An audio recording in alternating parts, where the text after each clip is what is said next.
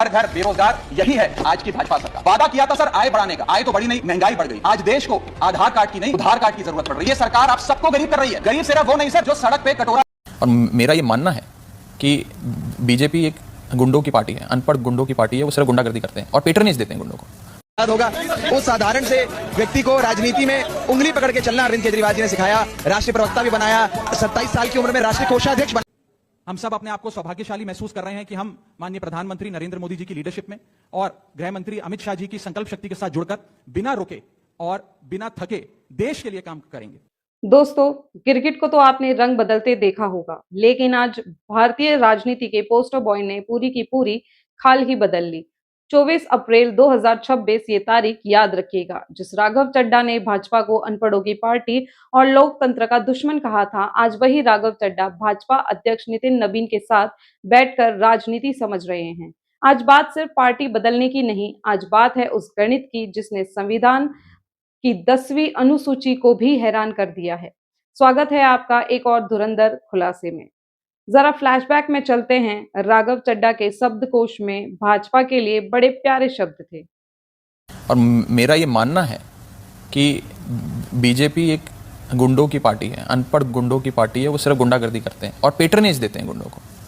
इन्होंने कांग्रेस पार्टी छोड़कर BJP join कर ली, सारी जांचें बंद हो गई। हेमंत बिस्व शर्मा, इन पर गंभीर आरोप लगे थे भ्रष्टाचार के, एजेंसियों ने जांच शुरू कर दी।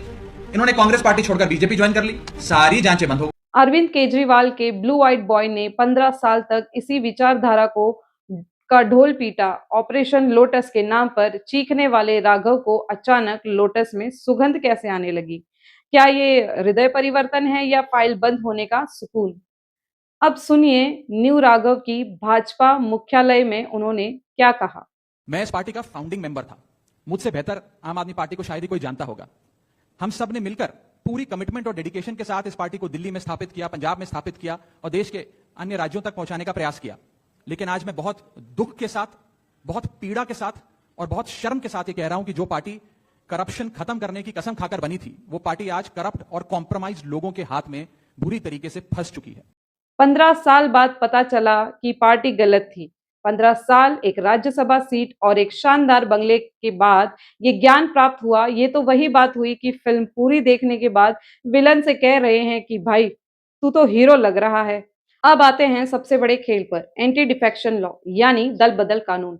आमतौर पर अगर आप पार्टी छोड़ते हैं तो आपकी सदस्यता चली जाती है, लेकिन हमारे राघव चड्ढा सीए हैं, हिसाब पक्का रखते हैं। कानून कहता है कि अगर 2/3 सदस्य एक साथ पार्टी छोड़े तो उसे विलय माना जाता है।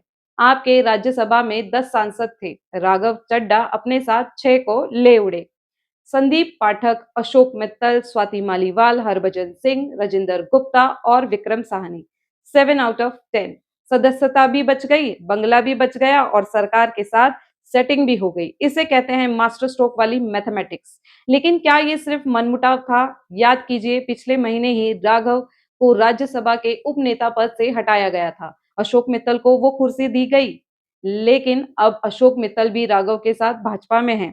पंजाब में अगले साल चुनाव है। क्या ये भाजपा की पंजाब में एंट्री का नया दरवाजा है या फिर उन फाइलों का डर जो पिछले कुछ महीनों से इन नेताओं के चक्कर लगा रही थी? जब इंडिया अगेंस्ट करप्शन के सिपाही भ्रष्टाचार के आरोपी पार्टी के साथ बैठने लगे तो समझ जाइए कि राजनीति में ईमानदारी से बड़ा इंतजाम होता है। राघव चड्ढा, जिन्हें आपका पोस्टर बॉय और युवाओं का पसंदीदा माना जाता था, उन्हें सबसे बड़ा झटका डिजिटल प्लेटफॉर्म्स पर लगा है। भाजपा में शामिल होने के मात्र 24 घंटों के भीतर राघव चड्ढा ने करीब 10 लाख फॉलोअर्स खो दिए हैं। उनके फॉलोअर्स की संख्या 1.46 करोड़ से गिरकर 1.35 करोड़ के आसपास आ गई है। ट्विटर और इंस्टाग्राम पर यह हैशटैग ट्रेंड कर रहा है, जिसे लोग जेनजी बैकलैश कह रहे हैं। आप कार्यकर्ताओं का गुस्सा अब सड़कों पर उतर आया है, खासकर पंजाब में। जालंधर के आम आदमी पार्टी के कार्यकर्ताओं ने हरभजन सिंह के घर के बाहर प्रदर्शन किया और उनके घर की दीवारों पर काले रंग से गद्दार और पंजाब द गद्दार लिख दिया है। राज्यसभा सांसद अशोक मित्तल, जो एलपीयू के चांसलर भी हैं, उनके खिलाफ भी भारी विरोध हुआ। कार्यकर्ताओं ने यूनिवर्सिटी के मेन गेट पर नारेबाजी की और वहां भी पंजाब द गद्दार लिख दिया है। आम आदमी पार्टी पंजाब के सोशल मीडिया हैंडल्स ने एक ग्राफिक शेयर किया है जिसे दल बदल करने वाले सांसदों के नाम के अक्षरों को जोड़कर गद्दार शब्द बनाया गया है। तो दोस्तों, राघव चड्ढा अब केसरी हो चुके हैं। सवाल ये है कि क्या जनता इस विलय को स्वीकार करेगी? क्या ये राष्ट्रहित है या सिर्फ अपनी कुर्सी बचाने की सुरक्षित लैंडिंग? भारतीय जनता पार्टी एक ऐसी वॉशिंग मशीन है जो बिना डिटर्जेंट पाउडर के ही दमदार सफाई देती है। एक तरफ से कथाकथित भ्रष्टाचारी डालो और दूसरी तरफ से क्लीन चिट निकलती है। ये बीजेपी आज एक वॉशिंग मशीन बन गई।